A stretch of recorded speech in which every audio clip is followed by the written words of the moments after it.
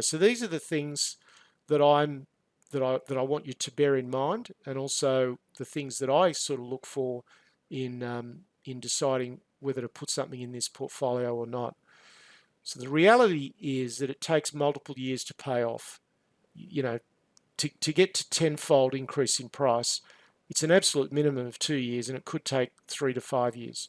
So that's the first thing that you need to recognize. You need to be patient with these things. You know, we've seen in some of the stocks we've looked at today just the cycles that stock prices can go through. If you allow it, the ups and downs can be frustrating. You know, you make a huge bag of profit, and then you sit on the stock and you give 50% of it back. That can be really frustrating.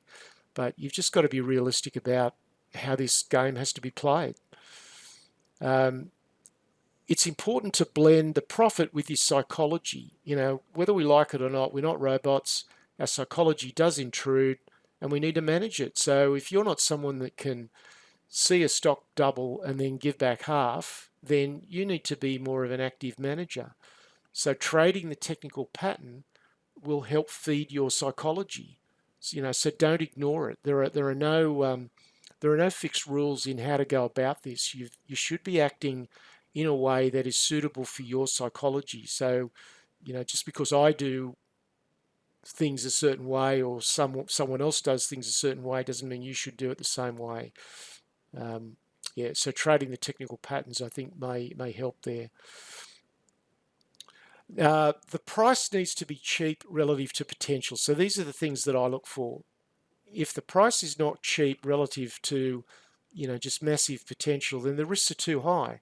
If there's a lot of blue sky that's already been priced into the stock, and that's always the difficult thing to decide, because you're going to be, if you pay too much, you're going to be underwater for a long time. And we saw that with some of those other stocks. The next thing is, don't fall in love with a story. Many IPOs, particularly the ones that are coming out today, have broken business models. You know, you look at Uber. Uber, you know, loses hundreds of millions of dollars, if not billions of dollars a year, and yet and has no real prospect for making a profit.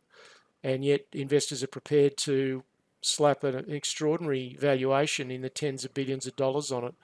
And there are plenty others like that. So there's lots of IPOs that have just got business models that just don't work. Your analysis needs to be dispassionate. It's very easy to get excited about the potential of a stock, but you've just got to be completely dispassionate and look at it as if you were going to buy that business yourself.